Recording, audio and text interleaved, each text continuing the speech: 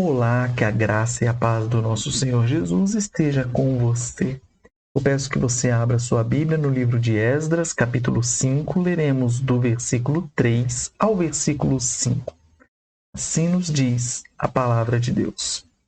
Nesse tempo, veio a eles Tatenai, governador daquém do Eufrates, e Setar-Bozenai e seus companheiros, e assim lhes perguntaram: quem vos deu ordem para reedificardes esta casa e restaurardes este muro?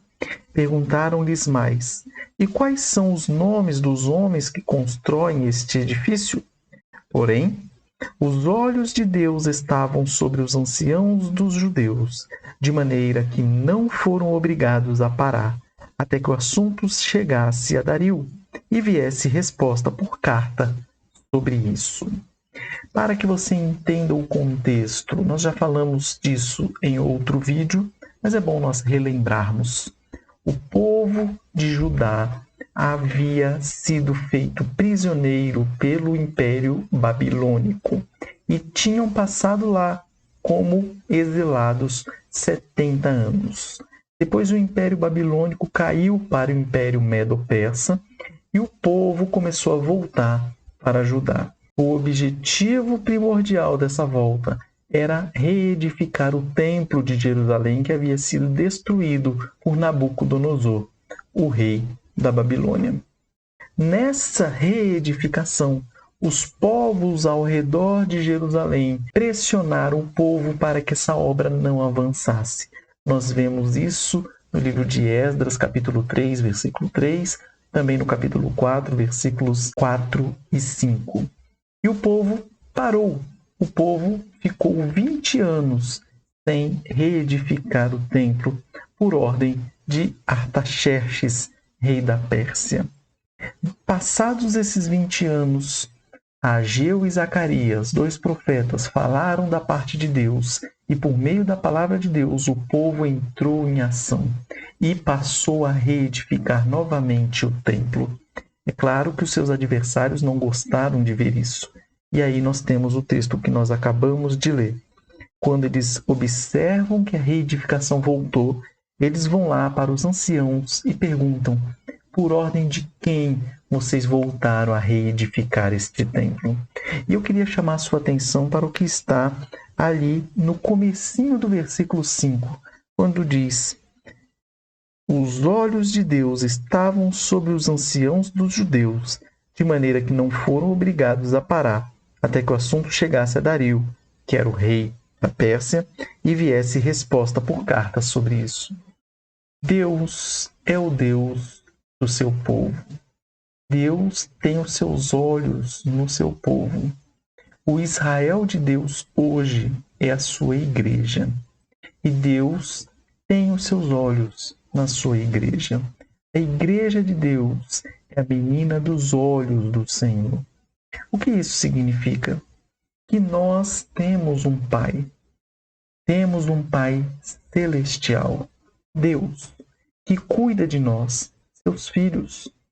Quando nós nos arrependemos dos nossos pecados e cremos em Jesus Cristo como nosso único e suficiente Salvador, nós nos tornamos, por adoção, filhos de Deus. Ou seja, nem todas as pessoas, nem todos os seres humanos são filhos de Deus. Todos são criaturas de Deus. Isso sim, Deus criou todas as coisas. Porém, para você se tornar filho de Deus, é necessário crer em Jesus Cristo. E aí sim, você se torna filho de Deus. E Deus, como nós vimos aqui, tem os olhos sobre o seu povo. Deus protege o seu povo, Deus sustenta o seu povo, mas também Deus disciplina o seu povo, e isso para o bem do seu próprio povo. Então, primeiro ponto que eu queria chamar sua atenção: se você ainda não é filho de Deus, faça isso hoje. Torne-se filho de Deus. E você vai me perguntar: como eu faço isso? Eu já disse. Reconheça que você é um pecador. Que você merece o inferno.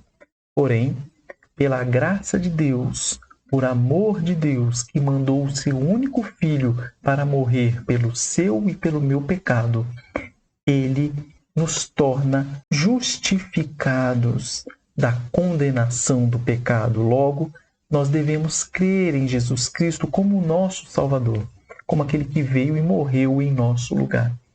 Assim, você terá a salvação. Você vai ser um filho de Deus. E caso você já seja um filho de Deus, está se sentindo abandonado, está pensando que Deus não está com você, que Deus não está ligando para você, saiba que Deus, ele tem os olhos no seu povo. Deus está atento a tudo o que acontece e a todas as pessoas, em especial os seus filhos. Deus pode sim estar disciplinando você para te aperfeiçoar, para te melhorar ou para te trazer mais perto dele. Isso pode acontecer e muitas vezes acontece. Então, se você está sendo disciplinado por Deus, aceite a disciplina, se humilhe, peça perdão e volte.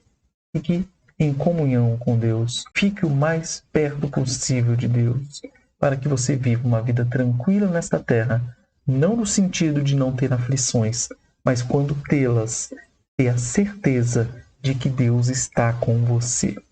Que Deus abençoe a sua vida. Um forte abraço e nos vemos aqui amanhã, se Deus quiser.